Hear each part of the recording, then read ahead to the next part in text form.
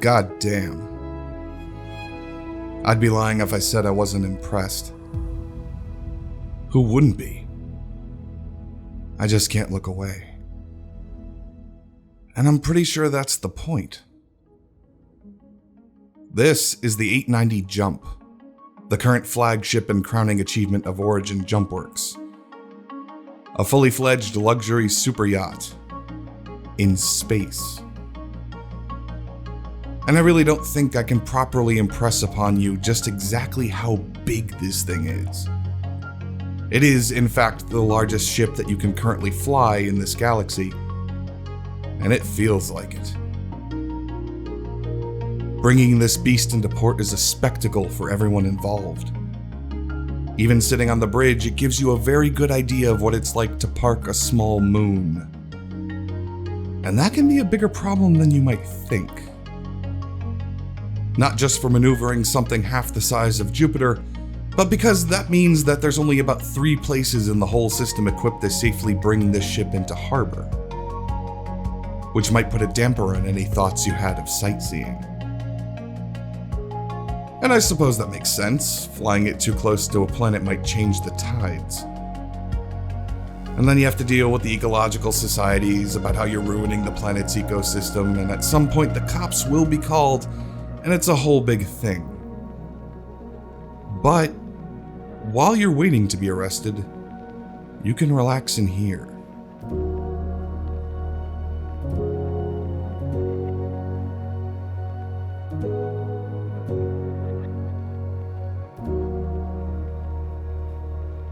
It's magnificent, isn't it? Because it's not the size of the 890 that overwhelms you the most. It's the attention to detail.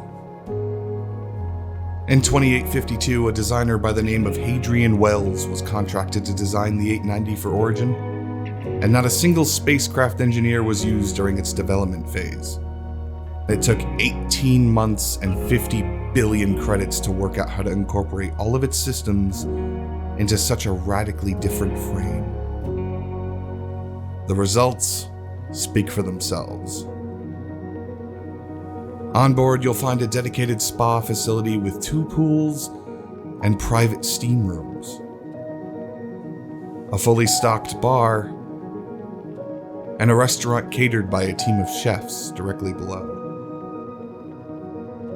This conference room here overlooks the flight deck out front, and the one-way mirror in the back is nice for keeping out prying eyes. The captain's quarters offer a more intimate atmosphere for dining, and you can expect a full dress down in the office if you overcook the steak.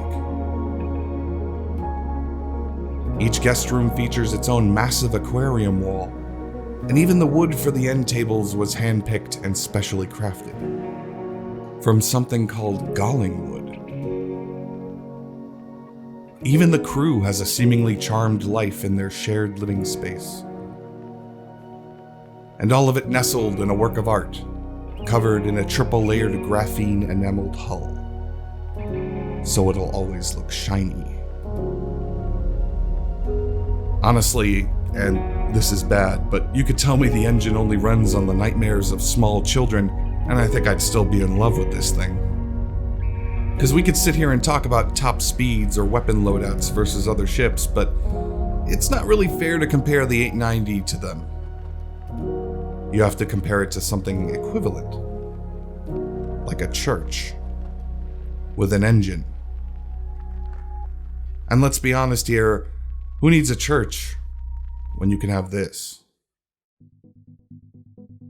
Every hallway, every room, every access panel and console has been designed to catch the eye and let you know that this is it.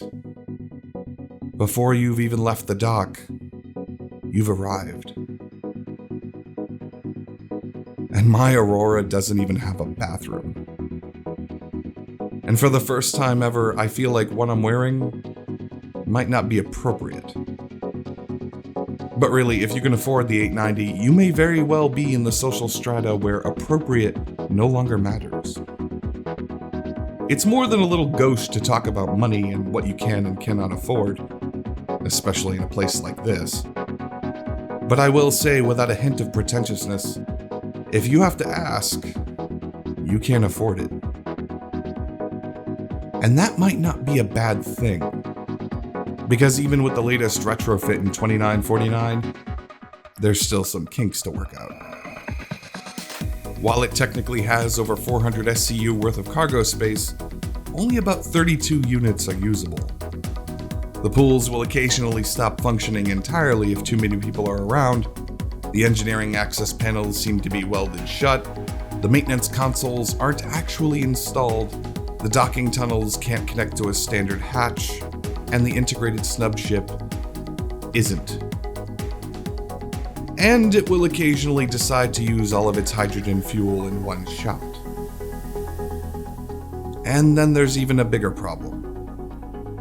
Several internal components of the 890 just aren't powerful enough to keep up with the demands of the ship.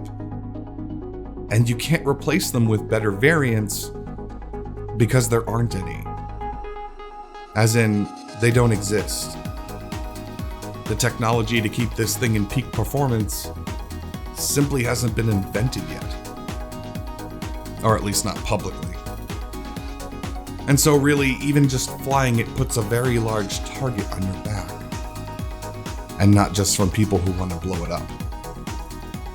You're going to get more than a few tourists. But that shouldn't stop you from taking her out to play. It'll teach you how to deal with fear. And like the man said, I love driving it. It is so choice. And if you have the means, I highly recommend picking one up.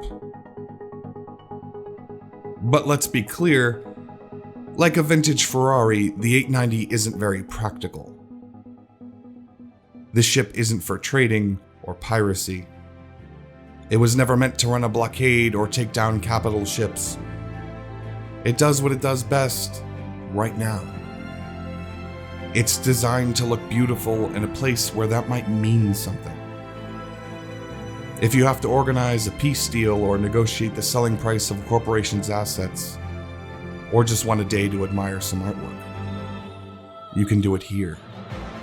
Swaddled in luxury, surrounded by starlight and recessed lighting, with a wait staff, and a private spa. If you have to go to an organization meeting, you could do it in one of the lesser walked alleys of Artcourt. Or you could do it here.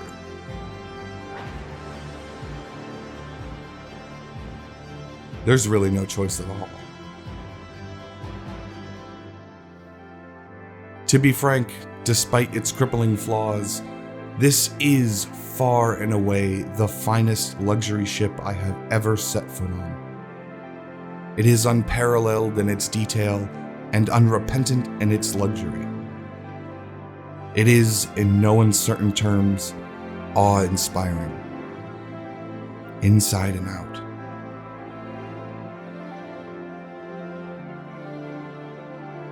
Thank you so much for watching. Hit the like button for the algorithm and leave a comment down below with what you want to see next.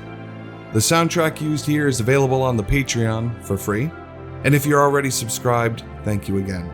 Have a wonderful day, and I'll see you next time.